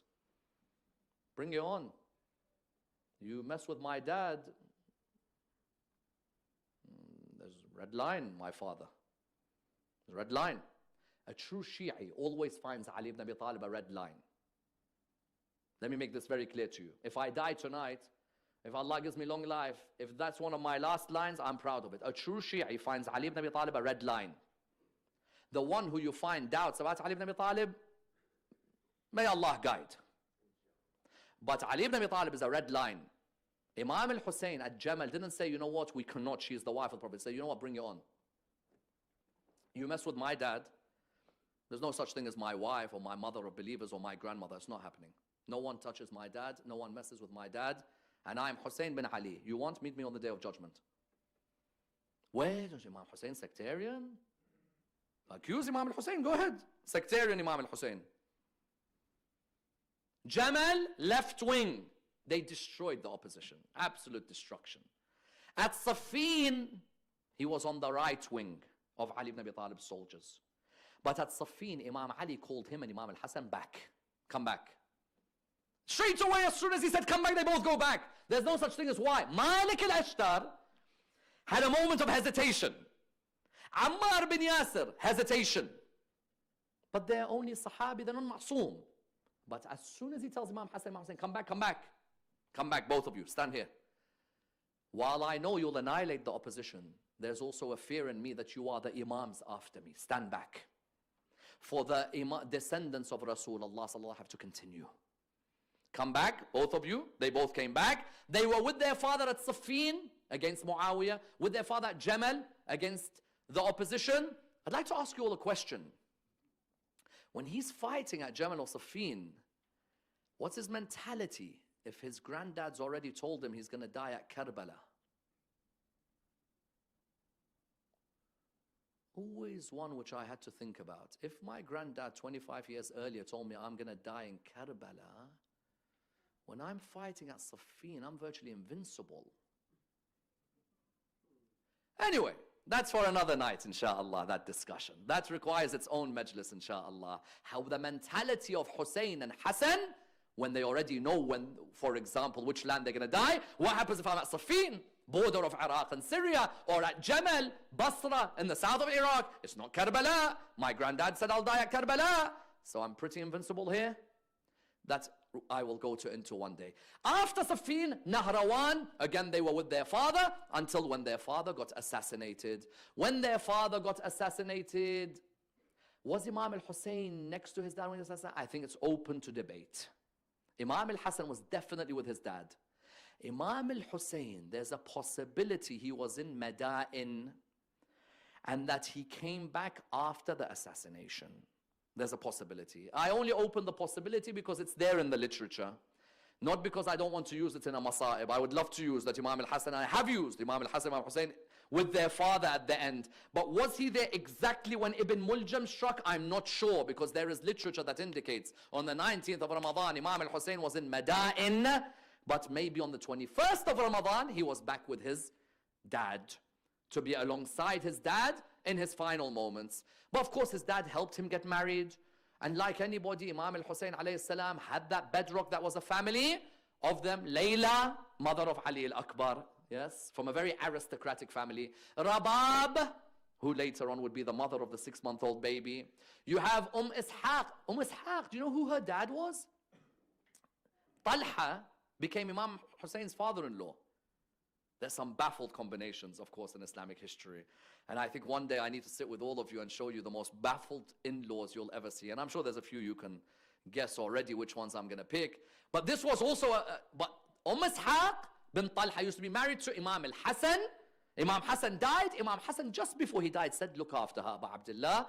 She's going to be a widow. And so Imam married her. So Talha is virtually a father-in-law of Imam Hassan, Imam Hussein. But the fact was that Talha had died many years beforehand. So you had, these were the wives. He had his children, of course, Imam Zain al-Abidin, Ali al-Akbar, and so on. You found that after Imam Ali alayhi salam died, he was with Imam Hassan. While with Imam Hassan, look, I haven't even touched Karbala. I'm miles away from Karbala. Imam Hassan becomes Khalifa, or becomes Imam. How many years? He becomes Imam after the Prophet, after Imam Ali died. 10 years he's Imam. In those 10 years, the Bani Umayyah, what were they trying to do? They tried to destroy Shi'ism. How? Number one, stop the fada'il of Imam Ali alayhi salam. So what does Imam Hassan, Imam Hussein do? Read more fada'il of Imam Ali alayhi salam.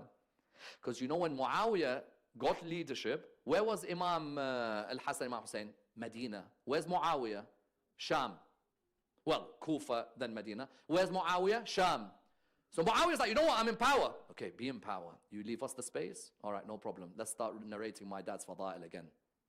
Let's inculcate it in the community. Number two, Muawiyah stopped the treasury from giving money to the Shia of Ali.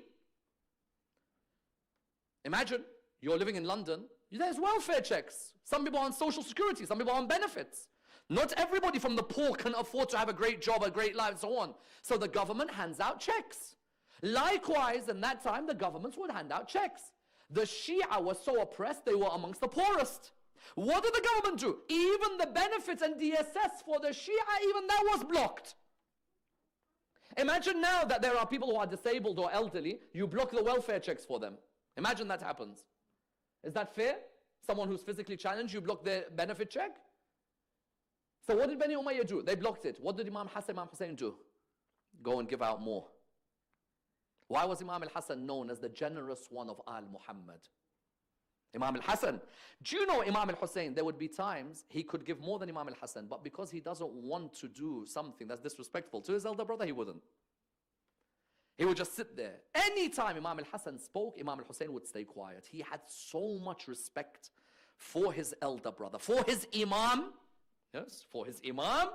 And so you'd found that when they go around the houses, there is a narration that says of the marks on the body on Imam Al-Hussein, when he died, of them was the marks of bruising from carrying so much food to people throughout his life. How many of us know about the charity Imam Hussein? I'm going to give you an example of charity. Wallah, I could, maybe one day I need to give 10 lectures on Imam Al-Hussein's biography and break all these down. Wallah, there is a story. Imam Al-Hussein praying Salah. While praying, he hears a beggar saying to him, Abu Abd, he's praying. There's a beggar next to him. Sometimes these beggars, not necessarily as refined as us, and we may look down. This person came, said, Abu Abdullah, I need something. Imam Al-Hussein went faster in his Salah and ended the Salah. Someone, Abu Abdullah, but you can't go quick in Salah. You know, no. There's a mu'min's hajat. Just look at this line. Hajat of a mu'min. I don't need to pray slow. Because you know Salah, when you're praying Salah, you can walk away from Salah at any moment. You don't need to do anything. A person, if he's praying, the doorbell rings at home. Some people have this assumption, I have to finish the ruk'ah or I have to go and sujood. Not at all. You can just literally walk to the door and open the door. And especially if a mu'min has a need. I see a mu'min who has a need. What do I do with that mu'min? I just sit back? Not at all. Imam Al-Hussein went a bit quicker in his Salah. He could have easily thought, you know what, who's watching? I'm an imam. Not at all. There's a mu'min, and he went and answered the hajat of that mu'min. Because there's an aspect of Imam al-Hussein many of us don't know, and that is the spirituality of Abu Abdullah. The spirituality of Abu Abdullah. That dua Arafah, how many of you have read it at Hajj? How mesmerized are you when you just look at one page of dua Arafah? I know that many of us cannot memorize dua Arafah or remember everything. One page of dua Arafah highlights to you his spirituality. I found 20 du'as from Imam al-Hussein alayhi salam. How many? 20. How many have us Shia read from Imam al-Hussein? In reality, I guarantee you most Shia have not read more than du'a Arafah from Imam al-Hussein. There are 20 du'as left behind by Imam al-Hussein alayhi salam. You look at the knowledge of Imam al-Hussein years before Karbala. Look at his knowledge. Anybody who would come and ask him a question, someone came to him and said, oh Imam, I'm going to go out and commit a sin. I'm going to go and commit adultery. I'm going to commit a sin. And Imam al-Hussein said, go ahead, go ahead. And people were looking at him baffled, thinking, Imam, you're meant to stop him. He said, no, go ahead, go commit the sin. He said to him, I can? He said, yeah, Bismillah. But there's a few conditions. So what is it? He says, number one, sin, but sin in the place where Allah cannot see you. Is there? Number two, sin, but don't use the rizq Allah has given you to sin. So what's left? Number three, sin, but when the angel of death comes to take your soul away, don't say no, you have to go with him. Number four, sin, but when Allah asks you about that sin on the Day of Judgment, you have to accept it. Now go ahead and sin. The person said, Baba, I'll never sin again in my life. If those are the things I've got to think about, la'natullah on the sin. The reality is, Imam was telling him rhetorically that yes, go ahead and sin, but think about these things. Why use the rizq? The body Allah gave you is a rizq from Allah. Why sin in the place? Is there a place where you can sin where Allah cannot see you? So you have on the one aspect of knowledge here, another aspect. I remember Imam al-Hussein sitting down once and a person said, where did the adhan come from? You know, our Sunni brothers and sisters, you know what they believe about adhan? They believe that adhan came from a dream of a companion of the Prophet called Abdullah bin Zayd bin Abd Rabbah, who woke up and was like, Prophet, you know you're trying to find a way to call people to Salah? He's like, yes. He goes, I had a dream last night. He said, okay, what was in the dream? He said, Allahu Akbar, Allahu Akbar, Allahu Akbar, Allahu Akbar, Shadu an la ilaha illallah, Shadu anna Rasulullah, Hayya ala salah, Hayya ala falah, Allahu Akbar, Allahu Akbar, la ilaha. Prophet said, this is amazing. Wallah, I'm not joking. Wallah, I know that some people might, Wallah, I'm not joking. And by the way, there was also someone else of the companions who said, no, it was me who found out how to do adhan. But Rasulullah who teaches me how to honestly go into the bathroom, ajallakum Allah. You know, they tell you when you walk in, right? These minor things, I'm taught by Rasul. The thing which is the face of Salah. This is the word of Imam al-Hussein. Wajh as-Salah. The face of Salah is adhan. Do you agree? If Salah had a face, what would it be? Adhan. Because the body would be ruku', sujood. Correct? So what would be the face? What is it that brings you to Salah? Adhan. What is it that directs you to Salah? Adhan. Imam al-Hussein looked at the person. He said, so you believe that adhan came from the companion in a dream? He said, no. He said, adhan was from a wahi, from Allah to Rasulullah, where he explained to him that adhan is to be said in the following way, and then Rasulullah gave it to the people. Therefore, you found that in the knowledge of Imam al-Hussein. Further than that, how many times did Imam al-Hussein go Hajj? 26 times Imam al-Hussein went to Hajj. He went with this group that gets 5-star hotels outside the Haram. Look, I know we live in a crazy fast world. I have no doubt. And I've got no problem with luxury. I'm the last person who'd be a hypocrite if I say I have a problem with luxury. The most hypocrite of hypocrites if I say that. But 26 times by foot is no joke. Hajj Hussain, how many Hajj you been on? Maybe 76. by foot Imam al-Hussein, and he would plead with people, don't carry this for me, don't carry that, I will carry. Wallah, I can never be even near the dust of Sayyid al-Shuhada. Believe you me. He would be the one, he said, don't worry, and he would be there 26 times by foot. Always used to love wearing 2 rings, not 1. Imam al-Hussein alayhi salam would always wear 2 rings, not 1 ring. He'd either wear a turban made of fur, or he'd sometimes wear a black turban. So inshallah, one day I'm going to have to take one of those 2 options. The fur one we've done when we've been abroad in the winter, so I think we have to take the other option inshallah as well. So you look at all these aspects of Imam Hussein: knowledge, spirituality, the way he lived, his akhlaq. And one of the biggest things which I will conclude with is what? Is that he became an imam 11 years before Karbala. It's amazing. You know, you always imagine that he became imam just before Karbala, don't you? Because you always have this thing in your head that Imam Hussein becomes imam, Yazid, let's go, Karbala. Imam Hassan died 11 years before Karbala.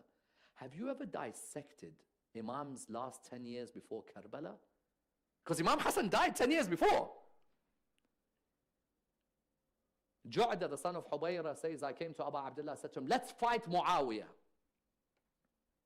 Because when Imam Hussein became imam, who was in power? Muawiyah. Let's fight. This is a huge question. Why? Is Karbala the norm or the exception?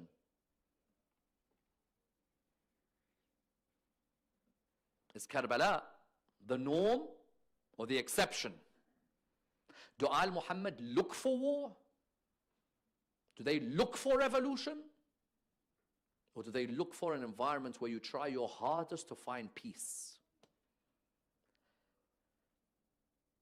More in Shi'ism, I think we need to elucidate on the real Hussein, and not the one of 10 days. Rather, maybe the one of 10 years. For 10 years before Karbala, he decides the only way he will speak out is not by a sword, but by writing letters or giving lectures. He wrote a letter to Muawiyah when Muawiyah executed Hujr bin Adi al-Kindi. And he gave a famous sermon in Mina a couple of years before Karbala where he spoke out against the munafiqs. When Ju'da said to him, let's fight, he said, no, my brother made a peace treaty with him. We honor those treaties. That man has said he'll stop cursing my father. He hasn't. Tick. He'll stop changing the sunnah of my grandfather. He hasn't. He continues to change that sunnah. Tick. He'll stop killing the Shia. He hasn't. Tick. The money of the martyrs of Jamal and Safin will be given back to their families. He hasn't. Tick. One more thing he has left. That after he dies, he gives the leadership back to my brother or me. If he does that, there's no war. If he gives it to Yazid, that's it. 10 years Imam al-Hussein did not raise a sword against Muawiyah, because Imam al-Hussein was not brought up looking for war. Sometimes the Hussein we've made in our mosques is that man. Abu Abdullah did not go around with the slogan, Karbala, Karbala. For 10 years, he tried his hardest to allow people to wake up to a world of peace. And the only reason he did what he did was because he realized that if this man continues, my grandfather's religion will die. And humanity will not prosper. There are many hadiths of Imam al-Hussein which focus on humanity more than just Islam alone. O army of Yazid, if you don't believe in God and the Day of Judgment, then just be free humans. Look at that wonderful worldview. You don't believe in God or the Day of Judgment. You don't believe in Usul al-Din. But you can still be a free human who meets God without having oppressed another human. That's why when some Muslims say, can non-Muslims ever go to Jannah? Lines like this from Imam al-Hussein highlight that there are some non-Muslims who may not believe in God or the Day of Judgment, but because they don't harm other people, they die as free human beings in the way of the greatest free human being, Imam al-Hussein alayhi salam. Thank you all so much for listening. We pray to Allah subhanahu wa ta'ala to provide us with the shafa'ah of Imam al-Hussein alayhi salam, Ya Allah. Allow us to perform the ziyarah of Imam al-Hussein alayhi salam, Ya Allah. It is the greatest honor that we have the Wiladat of Imam Al-Hussein alayhi salam as the first moment for our majalis. Ya Allah, let this place be a place that continues in the majalis of Hussein bin Ali alayhi salam. The originators of this majlis, Ya Allah, their marhumeen, raise them with Muhammad and Al Muhammad. Bless our mothers, oh Allah, our mothers who instilled in us the love of Hussein bin Ali. Inshallah, tomorrow we will continue by looking at Abu al-Fadl al-Abbas. We pray to Allah subhanahu wa ta'ala the Surah Al-Fatiha, but before it the loudest of your salawat.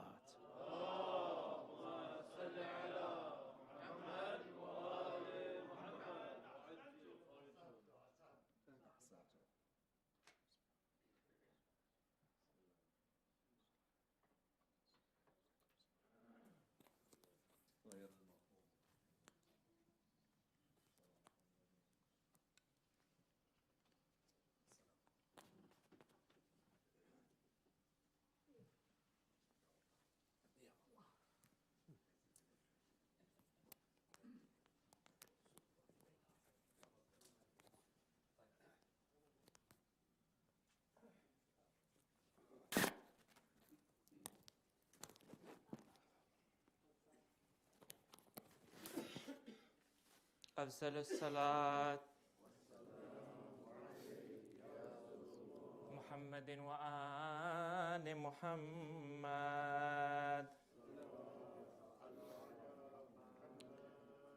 وہ نور جس سے کو شہ مشرقین کہتے ہیں اسی کو نور خدا نور عین کہتے ہیں بکھر گیا تو وہی نور کائنات بنا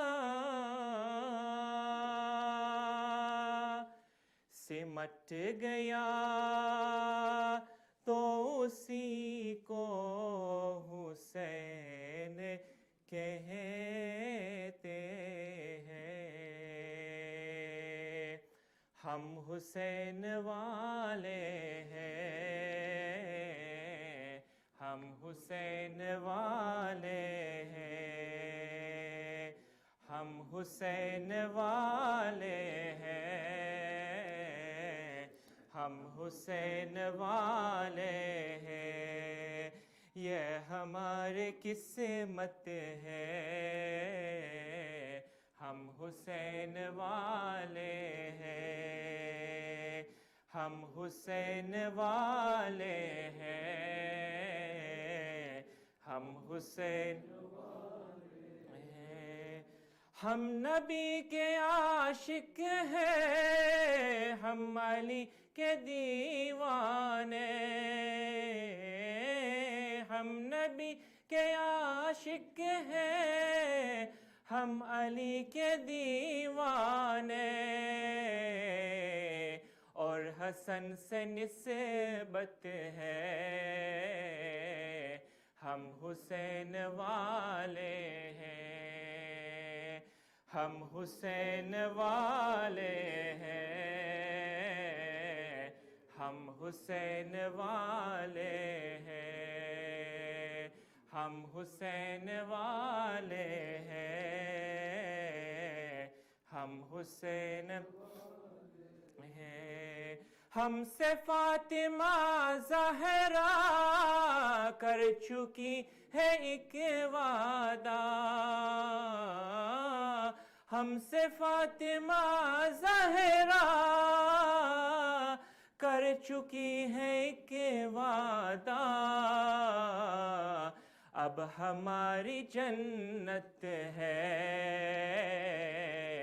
ہم حسین والے ہیں ہم حسین والے ہیں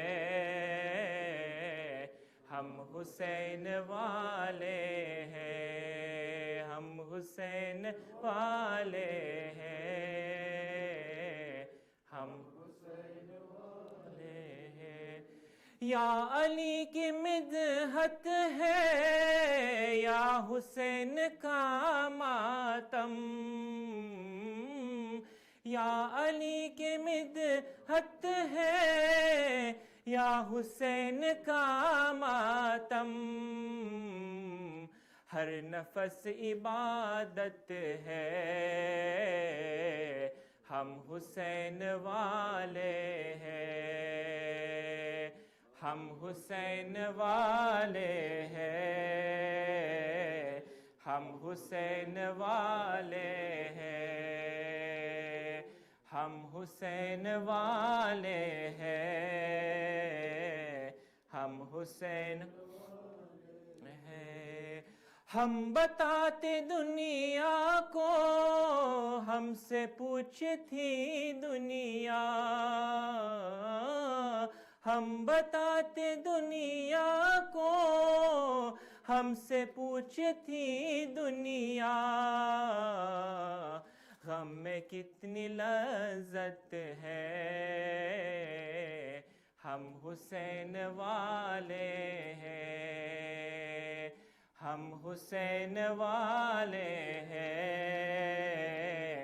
ہم حسین والے ہیں ہم حسین والے ہیں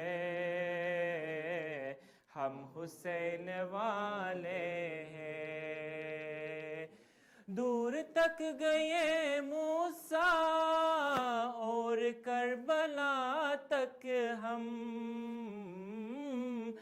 دور تک گئے موسیٰ اور کربلا تک ہم یہ ہماری رفعت ہے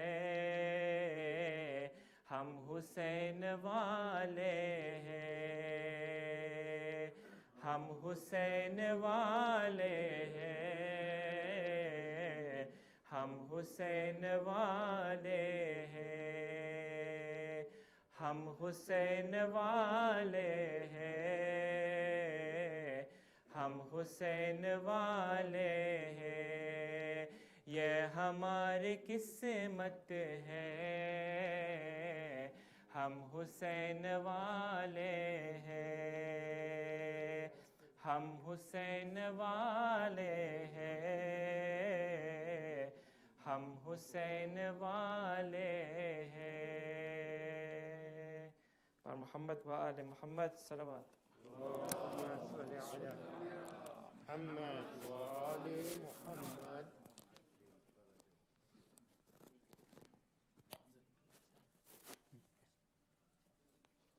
بر محمد و آل محمد بلند تر صلوات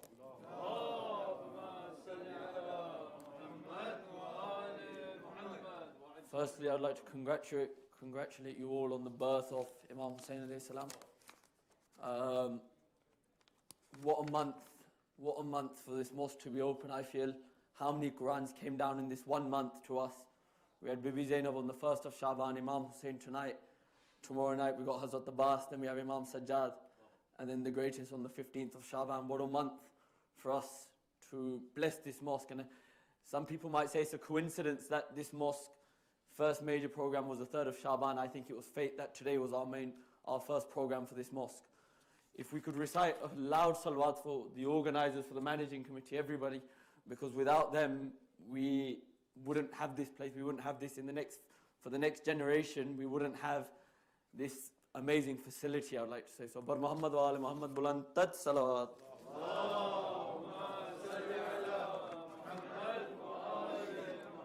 I'll start with a few lines of poetry and then recite a qasida. It's a very well-known qasida over the years, so it would be very nice for us all to join in. We're very blessed today that we're all together. خوشی سے سر کو کٹائے کوئی تو میں جانوں خوشی سے سر کو کٹائے کوئی تو میں جانوں خود اپنے گھر کو لٹائے کوئی تو میں جانوں خود اپنے گھر کو لٹائے کوئی تو میں جانوں بشر جہاں میں خدا بھی بنے نبی بھی بنے بشر جہاں میں نبی بھی بنے خدا بھی بنے حسین بن کے دکھائے کوئی تو میں جانوں نہ پوچھئے کہ کیا حسین ہے نہ پوچھئے کہ کیا حسین ہے کیا حسین ہے نہ پوچھئے کہ کیا حسین ہے نہ پوچھئے کہ کیا حسین ہے خدا کے دی کا نا خدا خدا کے دی کا نا خدا ہر ابتدا کی ابتدا کرم کی انتہا حسین ہے کیا حسین ہے نہ پوچھئے کہ کیا حسین ہے سب مل کے نہ پوچھئے کہ کیا حسین ہے نہ پوچھئے کہ کیا حسین ہے کرے جو کوئی ہم سری کسی کی کیا مجال ہے جہاں میں ہے لحاظ سے حسین بے مثال ہے یہ ہو چکا ہے فیصلہ یہ ہو چکا ہے فیصلہ نہ کوئی دوسرا خدا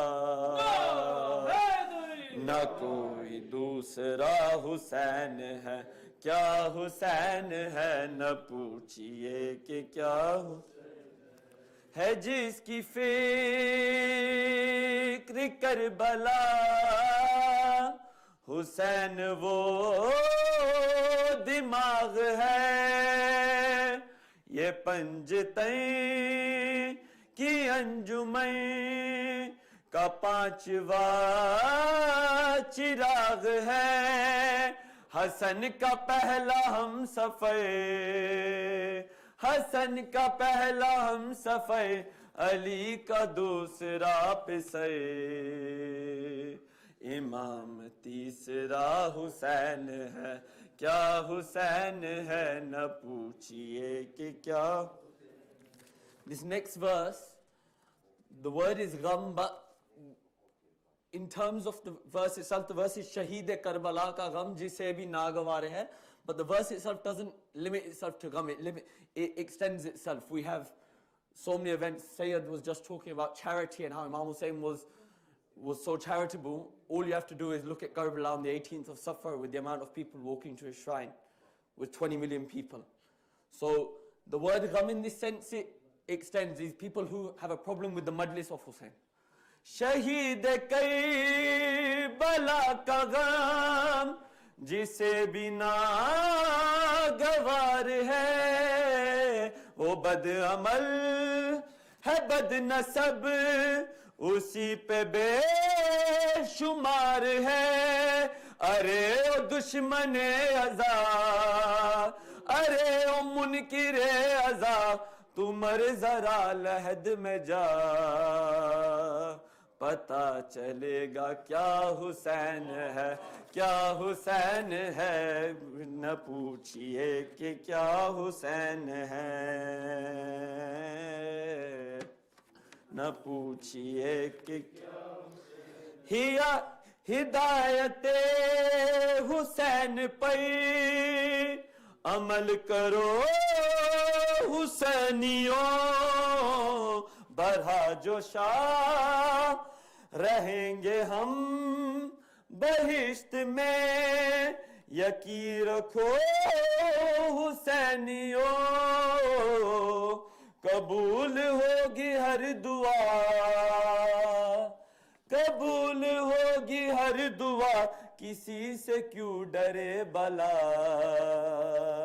ہمارا واسطہ حسین ہے کیا حسین ہے نہ پوچھئے کہ کیا حسین ہے حسین ہے حسین ہے حسین ہے حسین ہے حسین ہے حسین ہے حسین ہی حسین ہے حسین بس حسین ہے हुसैन बस हुसैन है, हुसैन बस हुसैन है, हुसैन ही हुसैन है, बिना इला इला हुसैन है, मेरा हुसैन है, ऐसा बादशाह हुसैन है, न पूछिए कि क्या हुसैन है,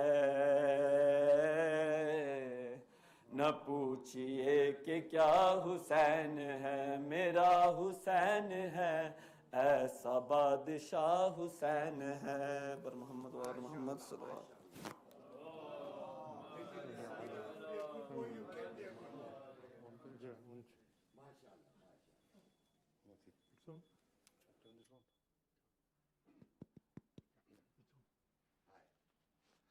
Assalamu alaikum. For those of you who have been here on Friday, you know the procedures, but those who don't, please leave, leaving a gap of at least 1.5 to 2 meters. Head to hall 5, pick up your tea and tabarruk, and then head to the car park and carry on home if you want to eat in the car park. But make sure, if you're in the car park, not to be too close, not to congregate, because there's a main road there, and we don't want the police knocking at our door saying you're breaking, the social distance. So please leave through there. Ladies, your tea is being served in that same hall, so you can then take your tea. It's coffee. It's coffee. It's yeah. the best coffee you could have today. Kushal, we always have coffee. So ladies, you'll get yours where you are. Gents, head to hall number 5. Leaving social distancing, please. Thank you. Oh, hang on. There's ziyarat. Before you go, there's ziyarat. Hold on. Ziyarat, please. No, ziyarat, please. He's next door, hall number 5. Yalla. السلام عليك سيدي يا رسول الله، السلام عليك يا نبي الله، السلام عليك يا حبيب الله، السلام عليك وعلى ابن عمك ووصيك أمير المؤمنين ويعصوب الدين وقائد الغر المهجلين. السلام عليك سيدي يا رسول الله وعلى زوجتك الوفية الغرار خديجة الكبرى، وعلى بضعتك المظلومة فاطمة الزهراء سيدتي نساء العالمين. السلام عليك سيدي يا رسول الله وعلى ولديك الإمامين الحسن والحسين سيدي شباب أهل الجنة. السلام عليك سيدي يا رسول الله وعلى التسعة المعصومين من ذرية الحسين، لا سيما مولانا صاحب العصر والزمان. السلام عليك يا شريك القرآن، السلام عليك يا إمام الإنس والجان. عجل الله تعالى فرجك وسهل الله تعالى مخرجك، واجعلنا من خير أعوانه وأنصاره ومقوية سلطانه والمستشهدين بين يديه. اللهم كن لوليك الحجة ابن الحسن صلواتك عليه وعلى آبائه في هذه الساعة وفي كل ساعة وليا وحافظا وقائدا وناصرا ودليلا وعينا حتى تسكنه أرضك طوعا وتمتعه فيها طويلا برحمتك يا أرحم الراحمين. MashaAllah, somebody so pleased with the opening and the majlis. He's just donated 10,000 pounds on the internet. Salim just told me, MashaAllah, thank you. MashaAllah. Please, Fatiha, coffee is the best, enjoy, but please leave as soon as possible. Yeah. Cash, card, whatever. No compulsion. Your du'as is more important. Thank you. I mean, wonderful. Thank you. Wonderful. Okay, don't forget to keep your distance, please, as you go out. Please keep your distance. Ya Allah. Keep your distance.